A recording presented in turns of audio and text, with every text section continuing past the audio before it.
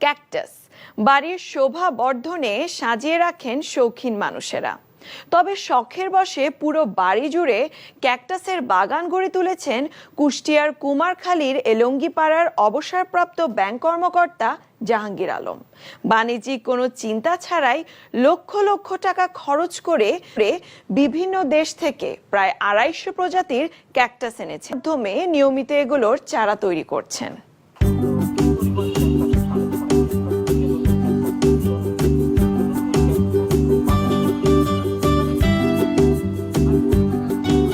জাহাঙ্গীর আলমের বাড়ি কুষ্টিয়ার কুমারখালী পৌর এলাকার এলঙ্গিপাড়ায়। গড়াই নদীর কোল ঘেঁষা একটি পুরনো লাল রঙের বাড়ি এটি। বাড়িতে প্রবেশ করতেই দেখা যাবে পুরো বাড়িটাই যেন লতা পাতায় ঢাকা।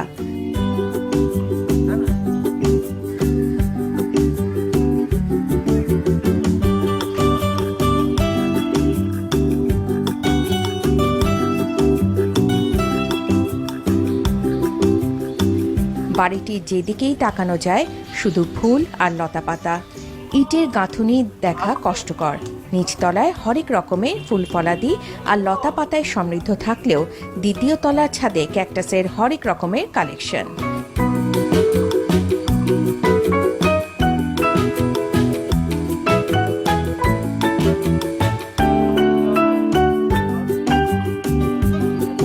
পুরো ছাদ জুড়ে শুধুই ক্যাকটাস, তাতে ফুটেছে দৃষ্টিনন্দন ফুল।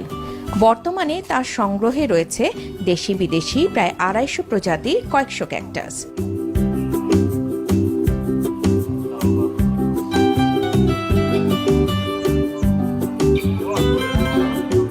মোটা বালি, পাতা পচা সার, কাঠ ও হাড়ের গুঁড়া দিয়ে মিডিয়া তৈরি করেই ক্যাকটাস লালন করেন জাহাঙ্গীর আলম। বিভিন্ন দেশ থেকে আরও প্রজাতি এনে সংগ্রহ দ্বিগুণ করতে চান তিনি।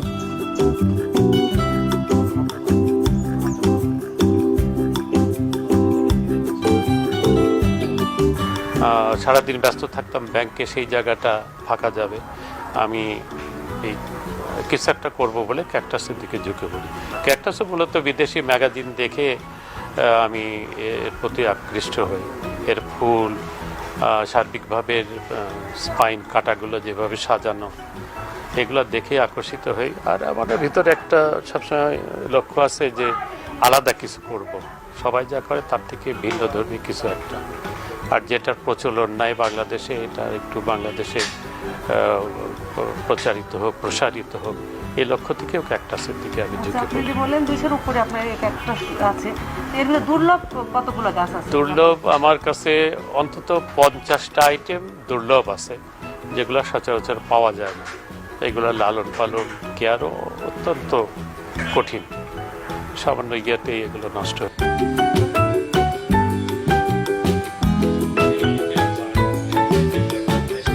২০১৭ সালে অবসরপ্রাপ্ত এই ব্যাংক কর্মকর্তা নিজ বাড়িতে ক্যাকটাসের এমন সমারোহ ঘটালেও মূলত তার শুরুটা হয়েছিল ৮০-র দশকে।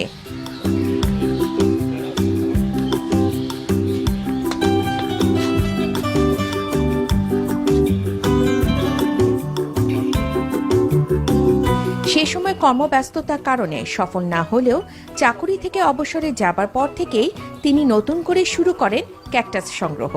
ক্যাকটাসের বংশবৃদ্ধির জন্য গ্রাফটিং, সেট নির্মাণ, কাঁটা পর্যবেক্ষণ, মিডিয়া তৈরি থেকে শুরু করে সবকিছুই করেন নিজের হাতে।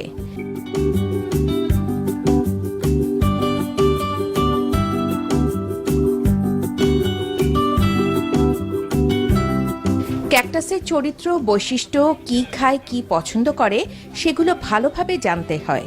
গাছ যেমন মাটি সার দিলেই হয়, কিন্তু ক্যাকটাসে তা নয়।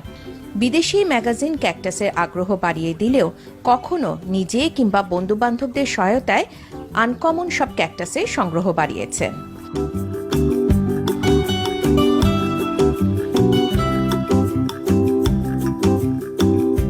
সাপোর্ট আমাকে কেউ বাধা দেয়নি, কিন্তু সাপোর্ট তো আসলে ক্যাকটাস সবাই না জানলে ক্যাকটাস করতে পারবে না।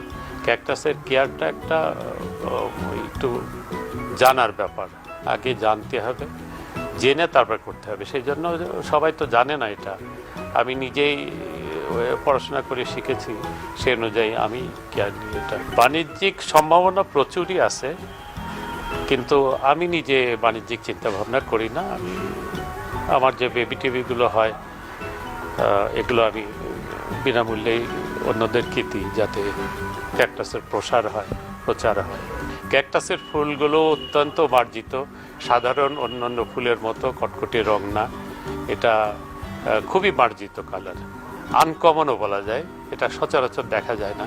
সরকার এ ব্যাপারে আসলে তেমন যে খুব একটা হেল্প করতে পারে তা না, তবে আমরা গাছ তো ক্যাকটাস বেশিরভাগই বাইরে থেকে আসে, এই গাছগুলো আনতে গেলে বর্ডারে আমাদের খুব সমস্যা হয় আর কি, দরপাকড় হয়, কেটে নেয়, ফেলে দেয়, স্বপ্ন ভেঙে চুরমার হয়ে যায়।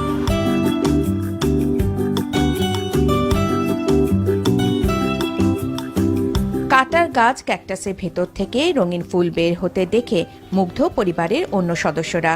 তারাও পড়েছেন ক্যাকটাসের প্রেমে। অসম্ভব ভালো লাগার বিষয়টিও জানান তারা।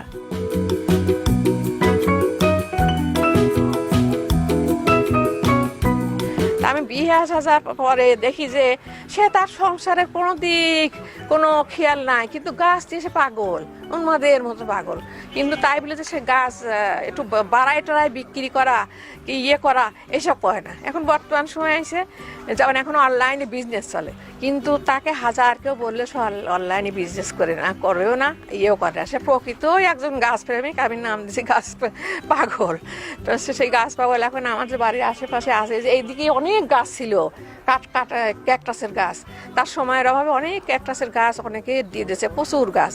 এছাড়াও এখন আবার কি সিস্টেম করছে, এখন নিজের কালেকশনের গাছ দেখা যাচ্ছে যেগুলো একটু বেশি হয় সেইগুলো অনলাইনে তাদের দিয়ে বিনিময়ে গাছ নেয়, বিনিময়ে গাছ দেয়, এরকম করেই তার কালেকশন চলতেছে। বাবার এটা মানে কত দিন ধরে তো না, বাবার এটা ভিতরে মানে সারা জীবন ধরে রয়ে আছে প্রথম থেকে। মানে বাবার তো এটা প্যাশন ঠিক কবে থেকে যে শুরু এটার তো কোনো ঠিক নেই, সবসময় ভিতর থেকে রয়ে গেছে। ওই জন্যে বাবা যখনই সময় পাইছে অল্প অল্প করে করছে, আর যখন চাকরিটা শেষ হয় তখন আর কি পুরো দমে এটা নতুন করে পেশার মতো করে নিছে। এমন যেন নিজেরই নার্সারি এবং নিজেই কাজ করে, কিন্তু নার্সারি বলতে কমার্শিয়াল না, মানে নিজের পুরো শখের জন্য। আর আমাদের এত সুন্দর জিনিস ক্যাকটাস কারোরই না ভালো লাগে, সবারই ভালো লাগে, আমাদেরও অনেক ভালো লাগে। বিশেষ করে ক্যাকটাসে যখন ফুল হয় তখন মানে কাটার মধ্যে কাটা তো আমরা সবাই একটা রুক্ষতা হিসেবে ধরি, রুক্ষতার প্রতীক হিসেবে ধরি, কিন্তু তখন কাটার মধ্যে থেকে ফুল বেরোয় আসে তখন মানে ওইটা পুরো খুবই আশ্চর্য লাগে। অনেক কাকতালীয় ঘটনা মনে হয় যে কাটার মতো একটা রুক্ষ জিনিসের ভিতর থেকে কিভাবে এত সুন্দর ফুল বেড়ে আসতেছে। আর ক্যাকটাসের ফুল মানে এমন কোনো রং নেই যে রঙের ক্যাকটাসের ফুল হয় না। ওই জন্য আর কি খুবই ভালো লাগে বিকালের সময় বিশেষ করে ছাদে যে বসতে, বাবার সাথে ক্যাকটাস দেখতে। ভাইয়ের এসব গাছ আমাদেরও খুব ভালো লাগে। ভাই যেখানে যাক, বিদেশে গেলেও বিদেশ থেকেও এগুলো সংগ্রহ করে, বিভিন্ন জায়গা থেকে এইসব সংগ্রহ করে মানে আজ তো অল্প দিনের না, অনেক দিন থেকে এগুলা। ভাইয়ের আসলে কোনো বাণিজ্যিক নেই, মানে এই শখ থেকে এগুলা করা, সম্পূর্ণ শখের উপরে।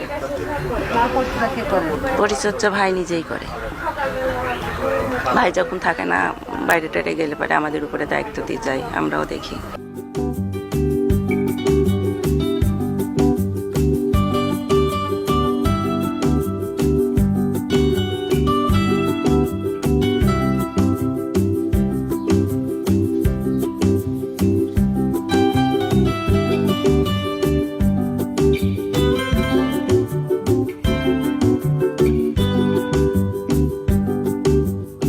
ক্যাকটাস ছাড়াও সমগোত্রীয় অন্য উদ্ভিদ এবং জীবন্ত পাথর লালন করছেন শৌখিন মানুষ জাহাঙ্গীর আলম। ক্যাকটাসের প্রচারে ও নতুন প্রজন্মকে উদ্বুদ্ধ করতে বিনামূল্যে আগ্রহীদের ক্যাকটাস বিতরণ করেন তিনি। ক্যাকটাসের প্রতি আগ্রহ সব মানুষের মাঝে ছড়িয়ে দেবার প্রত্যাশা এই ক্যাকটাস প্রেমীর।